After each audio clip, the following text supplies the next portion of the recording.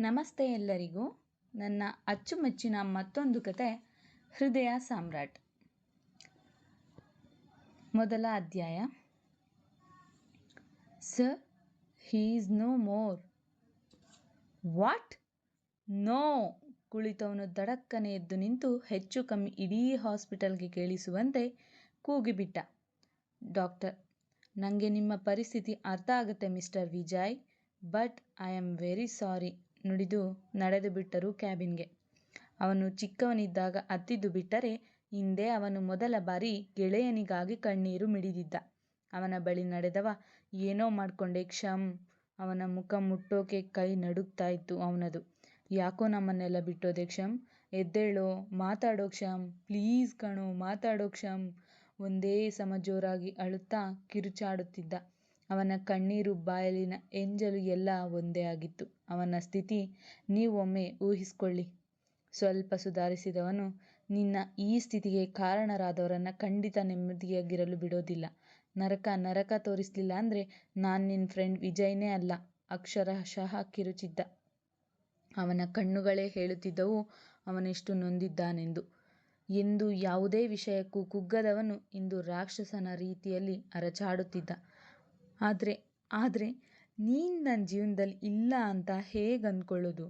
ಜೋರಾಗಿ ಹುಚ್ಚನಂತೆ ಅರಚುತ್ತಿದ್ದವನ ಬಳಿಗೆ ಅಲ್ಲಿರುವ ನರ್ಸ್ಗಳು ಕೂಡ ಸುಮ್ಮನಿರಿ, ಬೇರೆ ಪೇಷಂಟ್ಗೆ ತೊಂದರೆ ಆಗತ್ತೆ ಅಂತ ಹೇಳೋ ಧೈರ್ಯ ಕೂಡ ಬರಲಿಲ್ಲ. ಅಷ್ಟರಲ್ಲಿ ಬಂದಿದ್ದ ಅವನ ಇನ್ನೊಬ್ಬ ಜೀವದ ಗೆಳೆಯ ಆಕಾಶ್. ವಿಜು, ಯಾಕೋ ಅಳ್ತಿದ್ಯಾ? ಏನಾಯ್ತು? ಅಕ್ಷು, ನಮ್ ಕ್ಷಮ್ ನಮ್ಮನ್ನ ಬಿಟ್ಟು ಹೋಗ್ಬಿಟ್ಟ ಕಣೋ. ಏನು ಹೇಳ್ತಿದ್ಯಾ? ವಿಜು. ತಲೆ ಮೇಲೆ ಕೈ ಹೊತ್ತವನು ಕುಸಿದು ಕುಳಿತ. ಗಂಟಲ ಪಸೆ ಹಾರಿ ಹೋಗಿತ್ತು. ಕಣ್ಣೀರು ಸಾಲಾಗಿ ಹರಿಯಲಾರಂಭಿಸಿತ್ತು. ಅವನ ಕಡೆ ಬೆಟ್ಟು ಮಾಡಿ ತೋರಿಸಿದ. ಉಸಿರಿಲ್ಲದೆ ಮಲಗಿದ್ದನವನು. ನಿಧಾನವಾಗಿ ಎದ್ದವನು ಭಾರವಾದ ಹೆಜ್ಜೆಗಳನ್ನಿಡುತ್ತಾ ಅವನ ಬಳಿ ತೆರಳಿ ಎಚ್ಚರಿಸುವ ವಿಫಲ ಪ್ರಯತ್ನ ಮಾಡಿದನವ. ಕ್ಷಮ್, ಎದ್ದೇಳು ಕ್ಷಮ್, ಪ್ಲೀಸ್ ಕಣೋ, ಎದ್ದೇಳೋ ಮೇಲೆ. ನೀನು ನಮ್ಮನ್ನ ಬಿಟ್ಟು ಹೋಗ್ಬೇಡ ಕಣೋ. ಕ್ಷಮ್, ಪ್ಲೀಸ್ ಎದ್ದೇಳೋ ಕ್ಷಮ್. ಒಂದೇ ಸಮ ಅಳುತ್ತಿದ್ದನವ. ಅಲ್ಲಿ ಇಬ್ಬರಿಗೂ ಸಮಾಧಾನ ಮಾಡುವವರಿರಲಿಲ್ಲ. ರಾತ್ರಿ ತಾನೇ ಎಲ್ಲ ಸರಿ ಹೋಗಿದೆ, ಅವನು ಬದುಕ್ತಾನೆ ಅಂತ ಭರವಸೆ ಕೊಟ್ಟಿದ್ದರಿಂದ ಅವನ ತಂದೆ ತಾಯಿಯನ್ನ ಇವನೇ ಒತ್ತಾಯ ಮಾಡಿ ಮನೆಗೆ ಕಳಿಸಿದ್ದ. ಇವರಿಬ್ಬರ ಅಳು ನಿಲ್ಲುವಂತಿರಲಿಲ್ಲ. ಅಷ್ಟರಲ್ಲೇ ಕ್ಷಮ್ ತಂದೆ ತಾಯಿ ಅಲ್ಲಿಗೆ ಬಂದಿದ್ರು. ಅರೆ ವಿಜು, ಯಾಕೆ, ಏನಾಯ್ತು? ನೀವ್ಯಾಕೆ ಹೀಗೆ ಅಳ್ತಾ ಇದ್ದೀರಾ? ಇವಾಗ ನಿಜಕ್ಕೂ ಅವನ ಪರಿಸ್ಥಿತಿ ಯಾರಿಗೂ ಬೇಡವಾಗಿತ್ತು. ಅವರಿಗೆ ಮುಖ ತೋರಿಸುವುದೆಂದೇ ತಿಳಿಯಲಿಲ್ಲ. ಗೆಳೆಯ ಇನ್ನಿಲ್ಲ ಅನ್ನುವುದೇ ಅವನ ಅತಿಯಾದ ನೋವಿಗೆ ಕಾರಣ. ವಿಷಯ ಗೊತ್ತಾದ ದಂಪತಿಗಳನ್ನು ಸಮಾಧಾನ ಮಾಡುವ ಪರಿ ಅವನಿಗೆ ತಿಳಿಯಲಿಲ್ಲ. ಅಂಕಲ್, ಪ್ಲೀಸ್ ಸಮಾಧಾನ ಮಾಡ್ಕೊಳ್ಳಿ. ಕಷ್ಟಪಟ್ಟು ಉಸಿರಿದನವ. ಹೇಗೆ ಸಮಾಧಾನ ಮಾಡ್ಕೊಳ್ಳಿ ವಿಜು? ಇರೋ ಒಬ್ಬ ಮಗನೂ ಈ ರೀತಿ ನಮ್ಮನ್ನ ಬಿಟ್ಟೋದ್ರೆ ಹೇಗೆ ಸಮಾಧಾನ ಮಾಡ್ಕೊಳ್ಳಿ?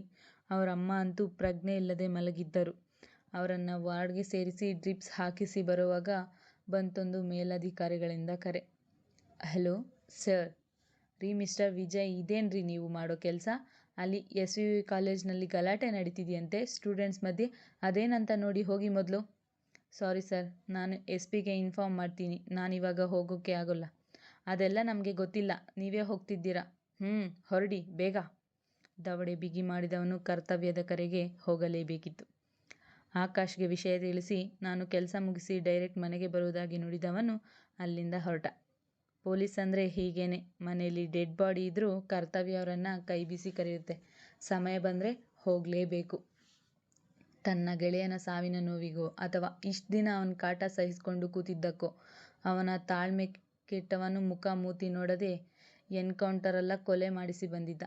DCP office. ನಾನು ಹೇಳಿದ್ದೇನು, ನೀವು ಮಾಡಿದ್ದೇನು?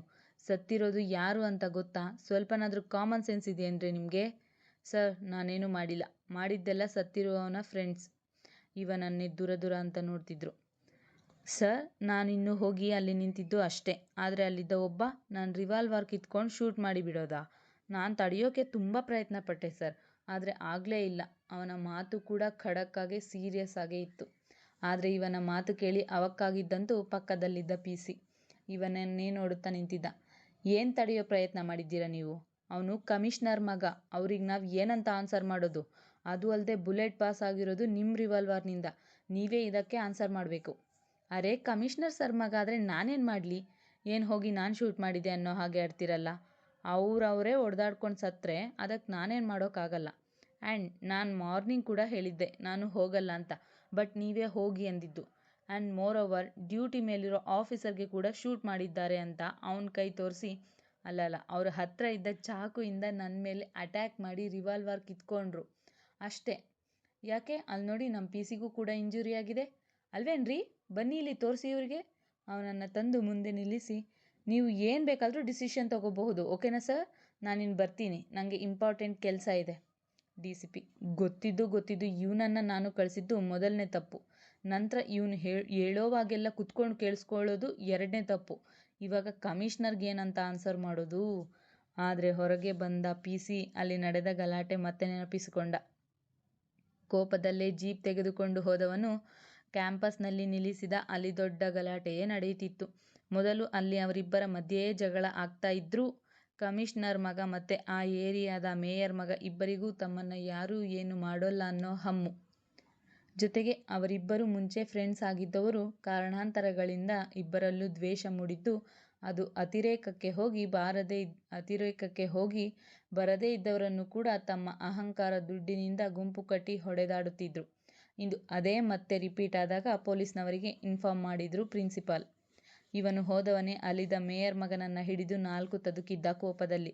ಅವನಿಗೆ ಬಿಟ್ಟ ಹೊಡೆತಗಳೇ ಮಿಕ್ಕವರನ್ನ ಸುಮ್ಮನಿರಿಸುವಂತೆ ಮಾಡಿತ್ತು. ಪ್ರಿನ್ಸಿಪಾಲ್ ರವರನ್ನು ಕರೆದವನು CCTV ಬಗ್ಗೆ ವಿಚಾರಿಸಿದ. ಸರ್, ಇರೋ CCTVನ ಇವರೇ ಹಾಳು ಮಾಡಾಕಿದ್ದಾರೆ ಸರ್. ಓಕೆ ಫೈನ್, ಬಾ ಇಲ್ಲಿ. ಮೇಯರ್ ಮಗನನ್ನು ಹತ್ತಿರ ಕರೆದವನು, ಇವಾಗ ಸಿಂಪಲ್ ಆಗಿ ಒಂದು ಶೂಟಿಂಗ್ ಮಾಡೋಣ. ಹೊಡೆದದ್ದಕ್ಕೆ ಸಾರಿ, ಓಕೆ. ನನಗೆ ಈ ಫಿಲಮ್ ರೌಡಿ ಹೊಡೆಯೋದು ಅಂದರೆ ಬಹಳ ಇಷ್ಟ. ನಿಮ್ಮೆಲ್ಲರನ್ನ ಬಿಟ್ಟು ಕಳಿಸ್ತೀನಿ. ಜಸ್ಟ್ ಒಂದು ಸಣ್ಣ ಶೂಟಿಂಗ್ ಅಷ್ಟೇ. ಅವನಿನ್ನೂ ಇವನು ಕೊಟ್ಟ ಡೋಸ್ಗೆ ಸುಧಾರಿಸಿರಲಿಲ್ಲ. ಇವನ ಜೊತೆಗೆ ಮಾತನಾಡ್ತಾನೆ ಕಮಿಷನರ್ ಮಗನಿಗೆ ಸರಿಯಾಗಿ ಬೆಂಡೆತ್ತಿದ್ದ. ಹೆಂಗೆ, ಓಕೆನಾ ಇಲ್ಲ ಅಂತೇಳು ಮತ್ತೊಂದು ಅವನಿಗೆ ಕೊಟ್ಟ. ಹೊಡೆಸಿಕೊಳ್ಳೋದಕ್ಕಿಂತ ಒಂದು ಆ್ಯಕ್ಟಿಂಗ್ ತಾನೇ ಮಾಡುವ. ನಂತರ ನಮ್ಮ ಅಪ್ಪನಿಗೆ ಹೇಳಿ ಬಡ್ಡಿ ಸಮೇತ ರಿವೆಂಜ್ ತಗೊಳ್ಳೋಣ ಅಂತೇಳಿ ಅವನು ಒಪ್ಕೊಂಡ. ನೀನು ಅಲ್ಲಿಂದ ಓಡ್ಬಂದು ನನ್ನ ರಿವಾಲ್ವರ್ ತಗೊಂಡು ಇವನಿಗೆ ಶೂಟ್ ಮಾಡಬೇಕು. ನಾನಾ ಎಂಜಲು ನುಂಗಿದ ಅವನು. ಇವನಿಗೆ ಟೈಮ್ ವೇಸ್ಟ್ ಮಾಡುವುದು ಬೇಡವಾಗಿತ್ತು. ಅರೇ ಇದರಲ್ಲಿ ಬುಲೆಟ್ಗಳೇ ಇಲ್ಲ ನೋಡು ಬೇಕಾದರೆ ಅಂತೇಳಿ ತೆಗೆದು ಒಮ್ಮೆ ಅವನಿಗೆ ಗುರಿಯಿಟ್ಟು ಶೂಟ್ ಮಾಡ್ತಾನೆ. ಅದರಿಂದ ಯಾವುದೇ ಬುಲೆಟ್ ಹೊರಬೀಳದ ಕಾರಣ ಧೈರ್ಯವಾಗಿ ಒಪ್ಕೋತಾನೆ. ಜೊತೆಗೆ ಇನ್ನೊಂದು, ನೀನು ನಾವು ತಡೆಯೋಕೆ ಬಂದಾಗ ಇವರಿಬ್ಬರು ಚಾಕುಯಿಂದ ಇಂಜುರಿ ಮಾಡಬೇಕು. ನಂತರ ನೀನು ನನ್ನ ರಿವಾಲ್ವರ್ ತೊಗೊಂಡು ಶೂಟ್ ಮಾಡಬೇಕು, ಓಕೆ? Okay sir. ಅಲ್ಲಿ ನಿಂತಿದ್ದ ಮಿಕ್ಕ ವಿದ್ಯಾರ್ಥಿಗಳಿಗೆ, ಇವಾಗ ಸರಿಯಾದ ಟೈಮ್ ಮಾಡಿ ವಿಡಿಯೋ ಮಾಡಿ, ಹಾಗೆ ಫೇಸ್ಬುಕ್ ಲೈವ್ ಬನ್ನಿ, ಓಕೆ? ಕಮಾನ್ ಕ್ವಿಕ್ ಆರ್ಡರ್ ಮಾಡಿದ. ಎಲ್ಲರೂ ಅವನ ಮಾತನ್ನು ಅನುಕರಿಸಿದರು. ಆದರೆ ಅವನು ಶೂಟ್ ಮಾಡಿದಾಗ ನಿಜವಾಗ್ಲೂ ಬುಲೆಟ್ ಪಾಸ್ ಆಗಿತ್ತು. ಕರ್ಚೀಫ್ ಬಳಸಿ ರಿವಾಲ್ವರ್ ತೆಗೆದುಕೊಂಡವ ಅವನನ್ನು ಅರೆಸ್ಟ್ ಮಾಡ್ಕೊಂಡು ಬಂದಿದ್ದ. ನೆನಪಿಂದ ಆಚೆ ಬಂದವ PC ಬೆವತು ಬಿಟ್ಟಿದ್ದ. ಯಾಕಾದರೂ ಇವರಿಂದೆ ಹೋದವ ನಾನು. ಕಮಿಷನರ್ ಮಗ ಸತ್ತಿರೋದು, ನನ್ನ ಕೆಲಸಕ್ಕೆ ಏನು ತೊಂದರೆ ಆಗದಿದ್ರೆ ಸಾಕಪ್ಪ ಅಂತ ಕೈ ಮುಕ್ಕೊಂಡ. ಅವನು ಕೆಲಸ ಮುಗಿಸಿ ಬರೋ ಅಷ್ಟರಲ್ಲಿ ಆಗಲೇ ಚಿತೆಯ ಮೇಲೆ ಮಲಗಿದ್ದ ತನ್ನ ಬಾಲ್ಯದ ಗೆಳೆಯ.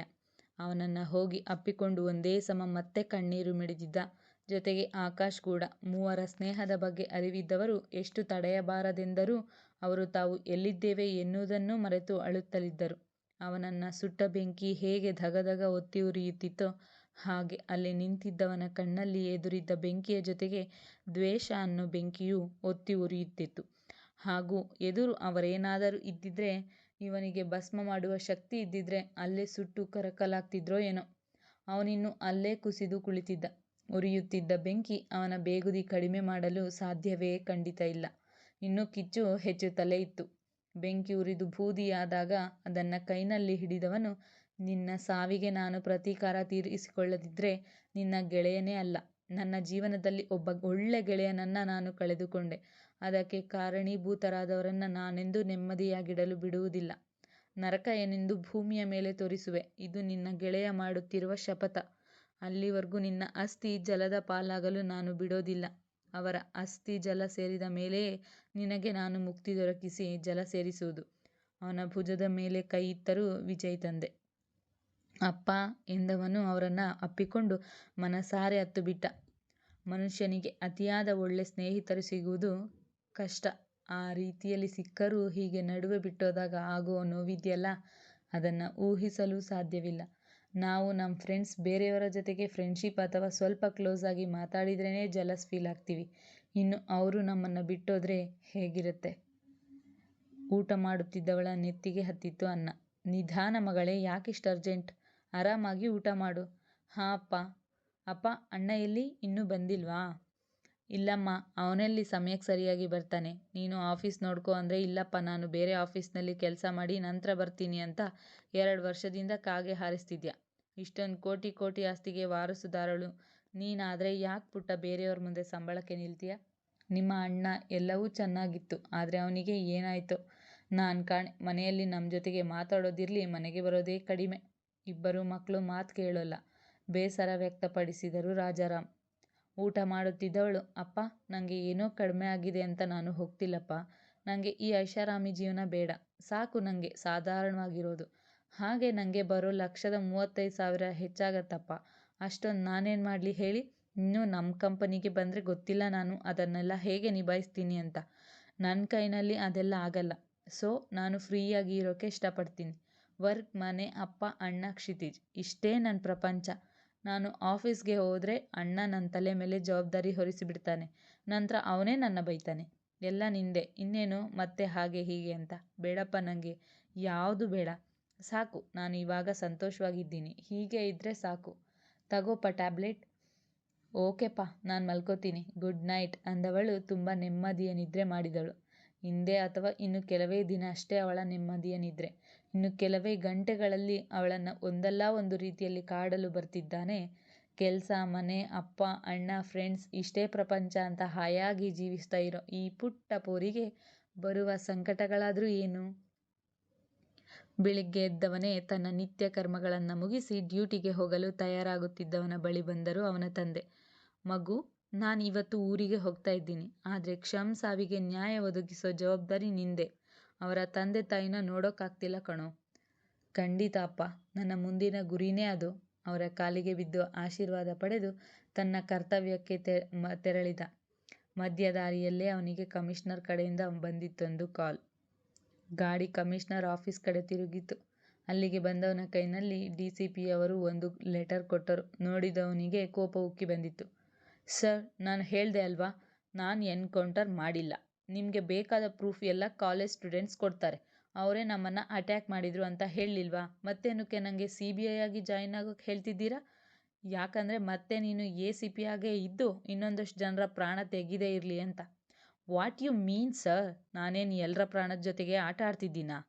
ನೋಡು ವಿಜಯ್, ನೀನು ಏನೇ ಪ್ರಶ್ನೆ ಕೇಳೋದಿದ್ರೂ ಕಮಿಷನರ್ ಸರ್ ಹತ್ರ ಕೇಳ್ಕೊ. ಸಶೇಷ ಮುಂದುವರೆಯುವುದು. ಥ್ಯಾಂಕ್ ಯು ಎಲ್ಲರಿಗೂ.